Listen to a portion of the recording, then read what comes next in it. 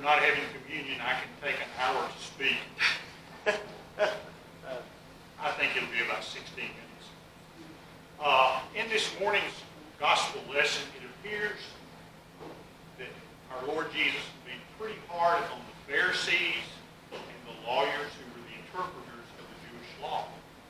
Throughout the ministry of Jesus, his strongest words of reproach were directed against people who appeared to be very pious outwardly, but inwardly used their religious views to foster hatred and prejudice for other people. The Pharisees were the strictest of the Jewish religious parties. They believed it was possible to gain favor in God's eye by minutely keeping thousands of obscure, minute laws that were prescribed by Jewish tradition. One of the burning theological debates at the time of Jesus was if it was the Sabbath and you notice birds were in your garden, how big a stone could you throw at them and not be doing the work on the Sabbath? There were 490 specific laws dealing just with the Sabbath. But somehow in the scheme of this keeping of all these Jewish laws and traditions, Pharisees completely forgot about the intent of the law. Along the way, love, justice, mercy dropped out of the Pharisees' religious observances. And it was for this refusal to love that Jesus indicted the Pharisees. Jesus cried out, "Woe to you Pharisees, for you even tithe the herbs and the vegetables out of your garden, but you neglect the weightier matters of the law. You neglect justice and the love of God. These you ought to have done while not neglecting the others." The words of Jesus in here seem to be incredibly harsh and rugged toward the Pharisees. Lack of tact matched only by Jesus' lack of ambivalence. Warning after warning is issued by Jesus to the common people regarding the Pharisees. And Jesus quite bluntly states that their teachings are capable of destroying the soul, casting a person into hell. I have found that this sermon, Is There a Hell, is a lot more effective when it's done in the month of August. Think about it. If you have to explain a joke, it's not a very good thing to do. Perhaps no other doctrine of the church has fallen into so much distortion. And I think today we in the Reformed churches need to recover the biblical perspective on hell and thus attempt to rescue this doctrine from some of its perversions. First of all, Jesus mentioned hell 47 times in the Gospels. Who am I to disregard one of the teachings of Jesus? Fortunately, about 120 times he mentioned heaven. But let's take a look at some of the non-biblical uses of hell. Probably since the early Middle Ages, hell has been put to perfectly dreadful uses. For too long, the desire to escape hell has been one of the best selling points of the church. Overzealous evangelists, both in the Protestant and Catholic traditions, have literally sold fire insurance policies to persons anxious to escape the torments of hell.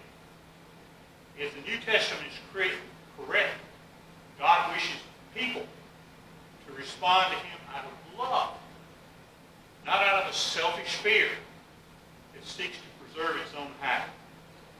Being good because one is coerced by the threat of punishment is not moral conduct. It's hedonistic expediency.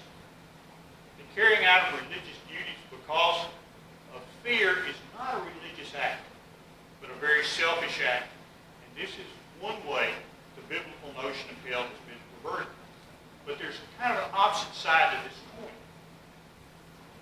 There are a group of people who have completely missed out what the Bible has been trying to tell us on the subject of hell. Perhaps this group is overreacting to the steady diet of hellfire and damnation, so freely offered even today by some churches. These people have completely and perhaps superficially dismissed hell in one way or the other. There are those, for instance, who say that we experience our hell or heaven here on earth, and they reason it's up to each of us to make our own heaven or hell in this earthly life. The reason is that then they reason that those who believe this doctrine believe that God is pure love. This view believes that God's love is so great that he will eventually save all human souls and no one will be consigned to hell. The 25-cent word for this view is universalism. Nobody will go to hell. And still, many people today believe that a God who will allow people to suffer horrible, everlasting punishments for temporal wrongs committed in this mortal life is not really a God, but is more like sort of an omnipotent fiend. So in one fell swoop, they superficially banish hell, heaven, and God from the possibility of belief. Donald Bailey, who was a pretty good Scottish biblical expositor in the mid-1950s, has warned us that nearly all the great Christian heresies arise as an attempt to oversimplify great and often complex truths of our faith. This reductionism in relationship to faith has done great injustice to the idea of hell. Let me repeat. Both the using of hell as an inducement to get people to join the church and the refusal to believe in hell at all are not biblical. In our effort to understand what Jesus meant by hell, we need to turn our attention back to the Scriptures. We must begin by confessing that much of what we believe about hell is not biblical. Poets like Dante in the Divine Comedy and John Milton in his epic poem, Paradise Lost, have given us a vision of hell that definitely does not come from the Bible. And imaginative revivalists have, and still do, conjure up even more speculative pictures of hell. Whether most modern Christians believe in hell could be questioned, but evidently Jesus himself strongly believed in the state of hell and expressed himself often on the subject. Again, I didn't check every passage, but Google told me in the first four Gospels, Jesus talked about hell 47 times. Furthermore, Jesus was quite specific, even precise, in speaking on the realm of hell. In the Greek language of the New Testament, there were two words with widely different meanings that are translated into the English language instead. First of these Greek words is Hades. Hades really meant the grave. For instance, if you said somebody died and you were a Greek speaker, you would say they died and were buried in Hades. And that day, if you said a person went to Hades, it was meant that that person was dead and buried, and it was no commentary on the quality of their life. Jesus never used the word Hades to describe what we call hell. When Jesus spoke of hell, and in this passage it was certainly true, he used the Greek word Gehenna. The Gospels record Jesus speaking of Gehenna on at least 30 occasions. And I think by exploring this Greek word Gehenna, we may be able to receive fresh insight into this whole subject of hell.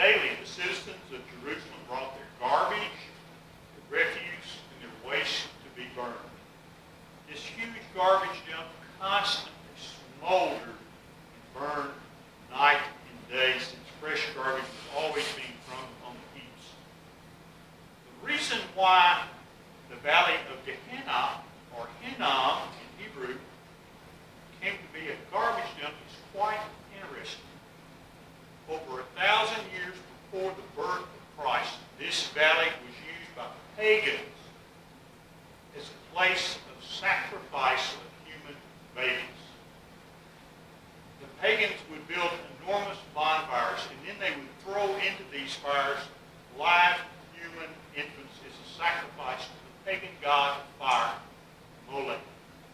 When King David, in about 1000 B.C., conquered Jerusalem and made it his capital, he ordered this pagan practice stopped. Time after time, the Old Testament records that the people of Israel would fall from their covenant with God, and this abomination would come back to haunt them. We know at least two kings of Judah, Ahaz and Manasseh, participated in this horrible practice. Concerning King Manasseh, the scripture states that Manasseh burned his sons as an offering in the valley of Hinnom. Manasseh did much evil in the sight of the Lord. Some years later, Josiah, who was known as good King Josiah, finally stamped out this practice for once and all. Josiah lived about 600 years before the birth of Christ. And he declared that this valley should be used only as a garbage dump, since pagan hands had desecrated the place by forbidding human sacrifice.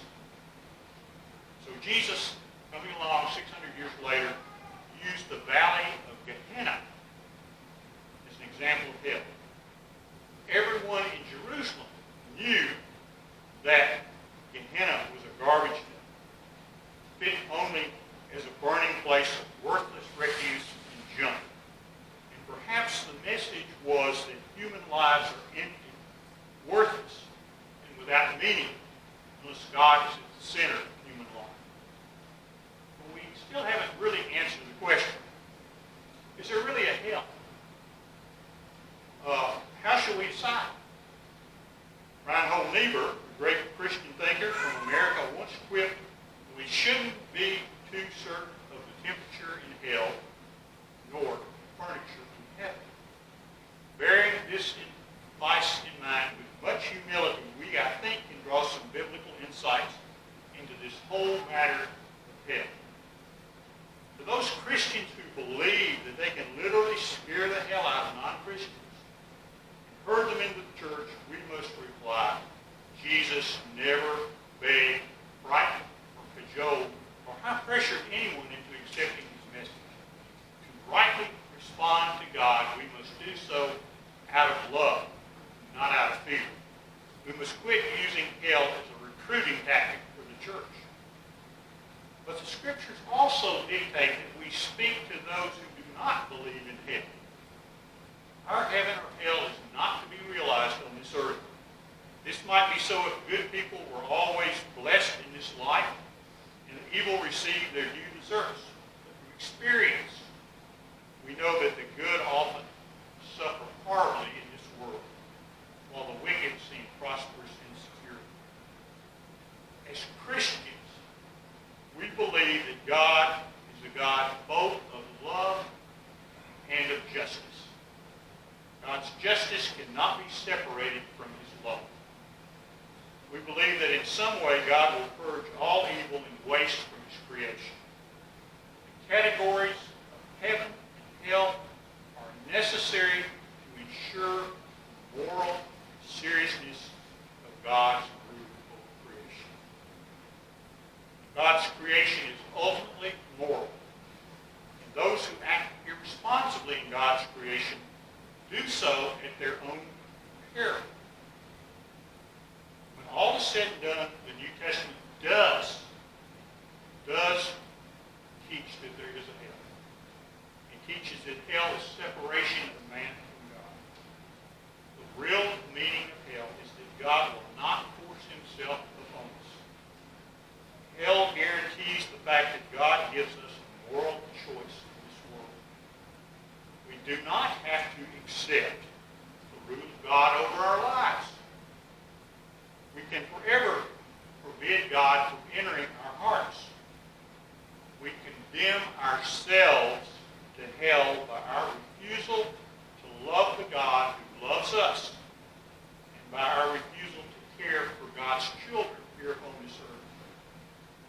Nikolai Berdyaev, I have a feeling most of you have never heard of him, but he was a Russian Orthodox theologian, and he happened to come along at the time communism was taking over Russia, so he had to go to France. But he had a really great book on the whole subject of hell. Hell, he tells us, is not God's punishment upon man, rather it is the decree of man upon himself. Man who wants nothing to do with God. Berdyaev writes,